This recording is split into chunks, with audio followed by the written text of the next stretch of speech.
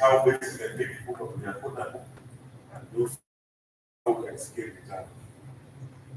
And as I conclude my presentation, like I earlier on indicated, there was an initiative in the early 2000s. The Center for Science and Development based in New Delhi and the Regional Land Management. There was a project supported by the Global Water Partnership called a Network for Green Water Harvesting in Eastern and Southern Africa and Southern Asia. It was running for about 5 years and there was an extension up to 2007. And it involved quite a number of countries. For the African countries, this is the initiative which led to the creation of the National Water Harvesting Associations in those countries. And I'm sure there was also a similar initiative also happening in India, Pakistan, Nepal, Sri Lanka, and all those other countries.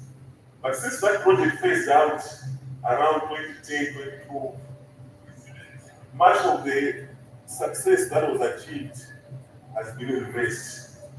Most of these countries are no longer active because the initiative was not sustained beyond the project.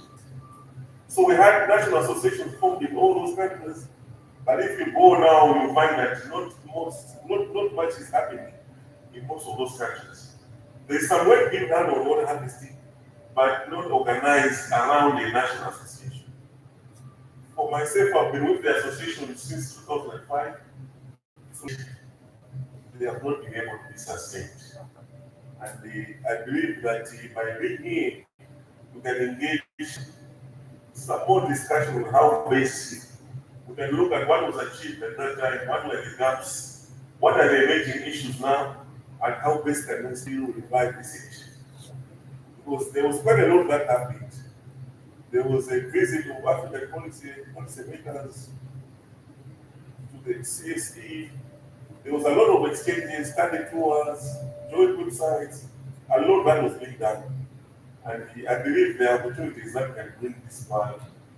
Starting with the pumpkin and the calabash, when we had the training last time, I don't know after the training how many calabashes have been done here in Asia. I don't know how many pumpkins have been done in Malawi. But we have been thinking about having a concept around from Africa to Asia and back again, testing the adaptability of rainwater harvesting systems, and especially looking at these two, the pumpkin tank and the systems, calabash systems. So those were some of the proposed countries: Malawi, Pakistan, Bangladesh, Nepal, India, Uganda, and Iran. So these were the countries which participated in the training for the pumpkin tank. And I believe using that whole team, we can make out something to see how best we can advance this. Then thinking of reviving the network for rainwater harvesting for green economies in South Asia and Southeast Africa. That's another concept that we are also thinking of as an emerging issue. How best can we establish and strengthen a network? Because it was already there before, we are not reinventing the wheel. But after some time, the project ended. But how can we strengthen that network again between the two continents? So through that network, development of policy briefs, fact sheets, actual research, and then see here there is a strong involvement of the university. We also have body places in Malawi, so they can be also that exchange even at that level to strengthen this collaboration.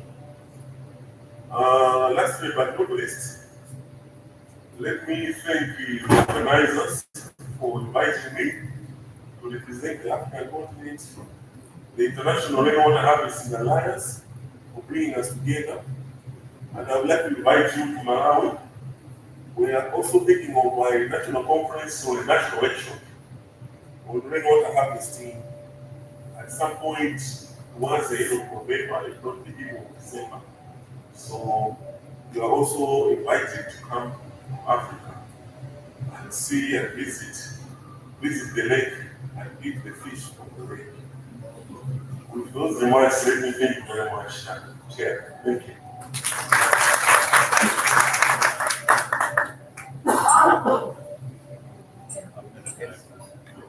Now we can go.